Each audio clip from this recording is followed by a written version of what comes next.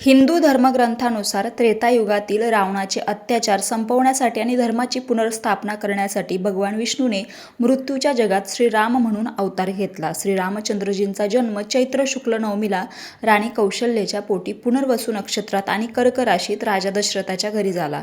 रामायणानुसार अयोध्येचा राजा दशरथ याला 3 बायका होत्या, परंतु फार काळ राजा दशरथाला संततीचे सुख कुणीही देऊ शकलं नाही. त्यामुळे राजा दशरथ खूप अस्वस्थ असायचे. पुत्रप्राप्तीसाठी राजा दशरथ यांना वशिष्ठ ऋषींनी पुत्रकामेष्टी यज्ञ करण्याची कल्पना दिली होती. यानंतर राजा दशरथाने आपल्या जमाई महर्षी ऋषीशृंगासोबत यज्ञ केला. त्यानंतर यज्ञकुंडातून एक दैवी पुरुष हातात खीराची वाटी घेऊन बाहेर आला. यज्ञ संपल्यानंतर महर्षी ऋषीशृंगाने दशरथाच्या 3 पत्नींना खीरीची वाटी खायला दिली. खीर खाल्ल्यानंतर काही महिन्यांनी तिन्ही राण्या गरोदर राहिल्या. बरोबर 9 महिन्यानंतर राजा दशरथाची ज्येष्ठ राणी कौशल्याने राम, भगवान विष्णूचा 7वा अवतार कैकेयी यांनी भरत आणि सुमित्रा यांनी लक्ष्मण आणि शत्रुघ्न असा जन्म दिला. भारतभर रामजन्म हा चैत्र शुक्ल नवमीला झाला असे समजले जात असले तरी ज्या अयोध्येत रामाचा जन्म झाला त्या अयोध्येतील वैश्य समाज रामाचा जन्म मार्गशीर्ष महिन्यातील पंचमीला झाला असे मानतात. त्या पंचमीला अगहन पंचमी म्हणतात. मार्गशीर्षाला हिंदीत अगहन म्हणतात.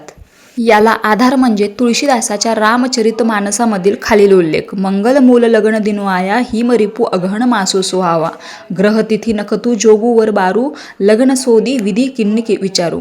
या दिवशी श्रीराम आणि सीता यांच्या विवाहाचे स्मरण म्हणून त्यांच्या विवाहाचा उत्सव साजरा केला जातो. रामकृष्ण हरी.